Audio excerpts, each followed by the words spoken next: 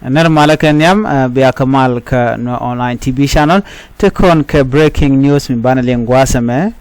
jo dana bana lingwasa me area kam jani but chetoko sharami mo senior boma administrator chajanak aramala kuäär boma ka ano la boma senior boma administrator chajanak ka kanda mishal ke wulu ajana no gorbe nyaka yekel gwaza me kan kono nyam ko gor kono bu ko randi bu kon kaling gor jen wo de rander metoder ja gor ping gwaza mone ana te kon kala dangro te bu kon kaling kala ti beken ka jang ke ka dinka ka jodan shalat ke ja men dar bana kwen gwaza me shir me shalari no te ka kuäär boma ka mishanak ana wa senior boma administrator ka baril gal payam ka wulu kanti kajan leg state un mishal ke Ruben Baronga Nundo shanak neti jel ke match wane to jen ken ke shobet county ke leg state na ka je ke jen weekend ke nin jong dang ro payo so gwada me men bana kula ngaj ala jang na karudin jo so la kona gujin odong shikar na karudin okay jenne yena mentama sharami mora ramila kuäär by the way kuäär na kaji neku ko na ne je so la boma administrator kuäär boma ka point ka jara madana na kane je wajen man ka je kwimon ala ter ken mun yanga je no jang changani re juba manan chi tuk tin kana kam ken karudin ko kwimon ter ken mun you know sigane te na karudin by the way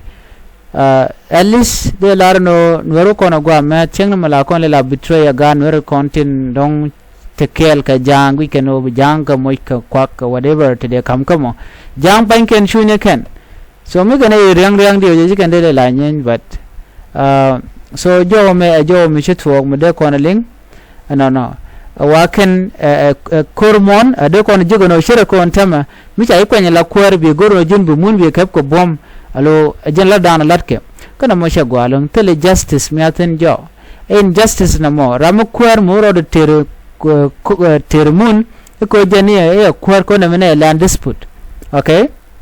so jen dana nak kuäär boma so yen kwadi ala to jen kuäär please gore ne dial communication ke chudor maje ko jen kuäär okay kana dial lat gorodien tine o ba ngajen o te ga ton wanda lat gorodien ko mu kuäär me dere mon dere kan ga bom jano bai unnak wi telot ka jino medan ke bi ga bom ko ti ka kuäär so right now gwado so Sudan tin be jamet ko jin kuäär mi ro le te mene ni ti ka bom do right now bum kuäär tu kan ta me cha ngaje no ti dial gul ga telot si bom de jin bu bom bi ngwan be kan ga jemone anona anyo gwado me ka wellness authority proved this of a man allegedly alien container I will not take a win Michelle Utin would more wajen charge lat ka container ngai kon container malangwa nang ka je alajen charge yen mi charge yen would money ano roger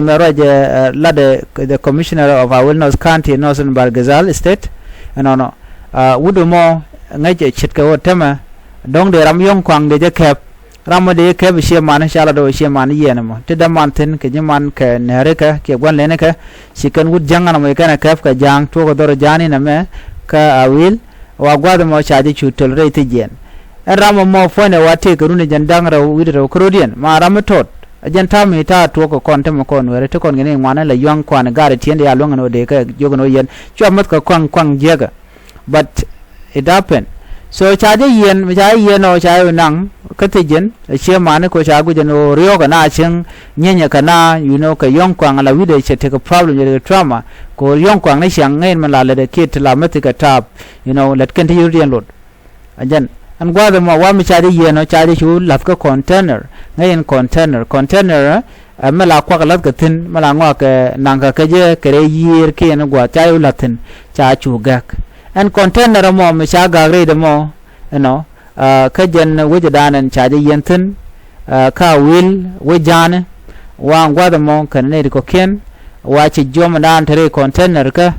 cha wu bat ka jen gwada an tin ka wor den charam mo cha janak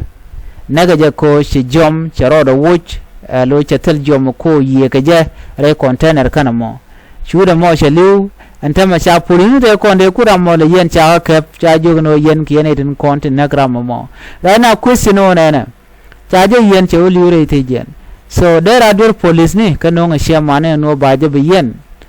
mine gwar pingwa da mo jom go no de nyo ye kele na me ga ta dan en cha je lat ke je so jang ngai ne je gwan wo shiken tere malka kam ni ken so cha shunen bonen wo ngum la rodum man je gumu do dien ka lar bana je ka kora ka jen lar ma bete mal